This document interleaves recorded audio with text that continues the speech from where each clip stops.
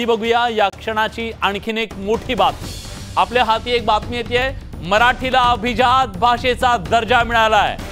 गेल्या अनेक वर्षांपासूनची मराठी माणसांची जी मागणी होती ती अखेर मान्य झाली आहे। गेल्या अनेक दशकांचा मराठी माणसाचा, मराठी भाषेचा, महाराष्ट्राचा जो संघर्ष होता, जी अतिशय महत्त्वाची मागणी केली जात होती, मराठी भाषेला अभिजात भाषेचा दर्जा मिळावा, आणि अखेर विधानसभा निवडणुकीच्या तोंडावर मराठीसह 5 भाषांना अभिजात भाषेचा दर्जा मिळालाय।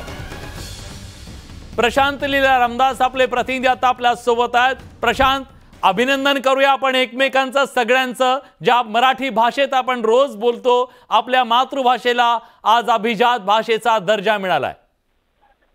बरोबर आहे। आज केंद्रीय मंत्रिमंडळाची बैठक झाली। या बैठकीमध्ये 5 भाषांना आज अभिजात भाषेचा दर्जा मिळाला। त्याचमध्ये सर्वात महत्त्वाचं म्हणजे गेल्या अनेक दिवसापासून जी मागणी होती मराठी भाषेला अभिजात भाषेचा दर्जा मिळावा, आणि त्या संदर्भात आज एक बैठक झाली, केंद्रीय मंत्रिमंडळाची बैठक होती।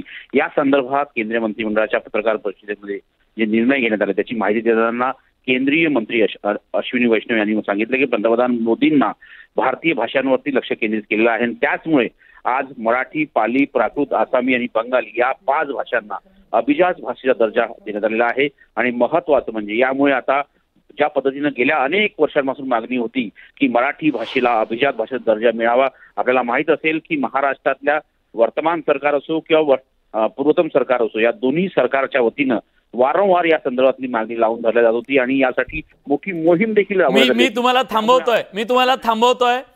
एक मोठी मोहीम राबवली गेली, मान्य आहे, पण या सगळ्याबद्दल मराठी साहित्याचे अभ्यासक, संत साहित्याचे अभ्यासक डॉक्टर सदानंद मोरे सर आता आपल्या सोबत आहेत। मोरे सर, आजचा हा क्षण मराठी भाषेसाठी, मराठी जनांसाठी किती महत्त्वाचा, मोलाचा आहे? निश्चितपणे आनंदाचा आहे, उत्सवाचा आहे, आणि नुसताच आनंदाचा उत्सवाचा नाही तर आता आपल्यावरती अधिक जबाबदारी आलेली आहे। अगदी अगदी अगदी म्हणजे कशी तुम्हाला सांगतो मी, तोपर्यंत मराठी भाषा ही अभिजात भाषा आहे असं लोक मान्य करत नव्हते, म्हणजे सरकारी पातळीवरती शिक्कामोर्तब होत नव्हता, तोपर्यंत आपण आपली भाषा अभिजात नाही असं समजून व्यवहार केला तरी चालला असतो ना। आता ज्या अर्थी तुमची भाषा अभिजात म्हणून मान्य झाली, त्या अर्थी तुम्हाला तुमच्या भाषेचं गांभीर्य लक्षात घ्या, तिची प्रतिष्ठा ही तुम्हाला जपलीच पाहिजे। मी मुद्दाम सांगतोय, कारण आता राजकारणी मंडळी ज्या पद्धतीची अत्यंत वाईट भाषा वापरतात, लक्षात घ्या, ती मराठी भाषा नाहीये। सगळ्यांना की आपली भाषा अभिजात आहे असे तारे तोडू नका। अगदी खरं आहे, अगदी खरं आहे। I must say this. Yes, अगदी खरं आहे सर।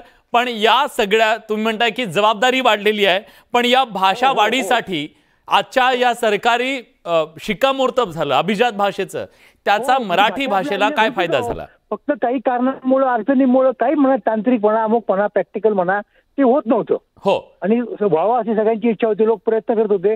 सरकारने एक पाठपुरावा समिती नेमली होती, त्याचा मी एक सभासद होतो, पण सुदैवाने आम्हाला फारसा पाठपुरावा करावा लागला नाही, थोडाच करावा लागला, आणि झालं ते व्हावा। मला खूप आनंद झालाय। अगदी सांगितलं ते मनापासून सांगितलं, हे लक्षात घ्या। अगदी सर, अगदी। आणि मोरे सर, मला सांगा, सामान्य माणसाला कदाचित प्रश्न पडेल, अभिजात भाषेचा दर्जा मिळाला म्हणजे नेमकं काय झालं, मग मराठी भाषेत काय फरक पडेल? तुम्ही त्याचं विश्लेषण करणं गरजेचं आहे। सांगतो तुम्हाला, सगळ्यात महत्त्वाचा मुद्दा कसा माहिती आहे का, की जगामध्ये अनेक भाषा आहेत। होय, मुळात माणूस हा भाषा बोलणारा, भाषा निर्माण करणारा प्राणी आहे, आणि तोच त्याचा आणि इतर प्राण्यांमधला फरक आहे। तर अशा या अनेक भाषांमध्ये आपली भाषा एका दर्जाची भाषा आहे, होय, लक्षात घ्या, प्रतिष्ठेची भाषा आहे, ती अनेक निकष पूर्ण करणारी भाषा आहे। ही एक जाणीव असते आपल्याला, म्हणजे आपल्या भाषेबद्दलचा आपला अभिमान वाढतो। आपली भाषा इतर चांगल्या भाषांच्या बरोबरीची आहे, त्यांच्याशी स्पर्धा करू शकते, असे एक आत्मविश्वास निर्माण होतो। आणि प्रॅक्टिकली असं आहे की अशी भाषा जी असते ना, तिला सरकारी पातळीवरती बऱ्यापैकी फंडिंग मिळतं, अनुदान मिळतं अनेक उपक्रम करण्यासाठी। बर, आता ते मिळेल आपल्याला, आणि आणखीन चांगल्या गोष्टी करता येतील। वंडरफुल, नक्कीच। आणि याचे निकष नेमके काय होते? कुठल्या निकषांच्या आधारावरती मराठी भाषेला अभिजात भाषेचा दर्जा मिळाला? शब्दशः मी सांगणार नाही तुम्हाला, पण मुख्य निकष काय की तिचं एक अमुक वय पाहिजे, म्हणजे 1000 वर्षांपूर्वी कमीत कमी ती असली पाहिजे होती। तिच्यामध्ये उत्तम कलाकृती निर्माण झाल्या पाहिजे होत्या एक. आणि तिच्यात खंड पडता कामा नये, सातत्य असलं पाहिजे. हे महत्वाचे कमीत कमी 3 निकष होते आणि ते आपण पूर्ण करत होतो. वाद त्याच्याबद्दल वादच नव्हता काही. बर, पण एक मोठी मोहीम सुद्धा आपल्याला राबवावी लागली, सातत्याने त्याच्यासाठी आवाज उठवावा लागला. सह्यांची मोहीम केली, करावं लागलं ना सगळं.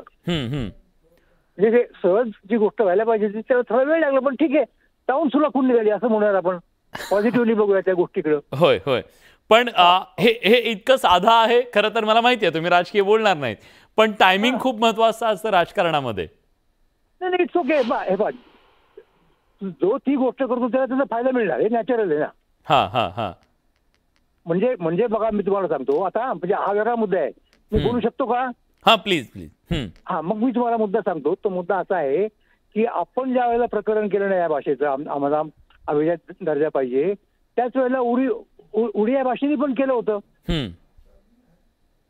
बरोबर. उडिया भाषेच्या लोकांनी इतकं काय म्हणत त्याला केलं, वेळच्या वेळी केलं, पाहिजे त्या गोष्टी पुरवल्या. त्यामुळे उडिया भाषेला दर्जा काँग्रेसच्या मागच्या वेळेतच दिला गेला. आपण रेंगाळलो, आपण सबमिट करायला वेळ केला.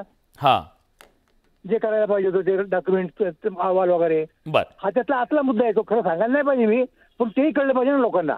बरोबर. म्हणजे मग तुम्ही जर म्हणतो फायदा मिळेल, तसं नसतं मिळालं. मग वेळच्या वेळ झाला असतं तर ते असाही मुद्दा आहे.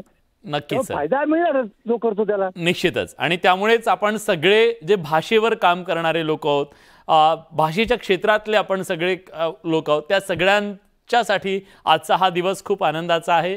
तुमचंही अभिनंदन सर, आपल्या मराठीचं अभिनंदन.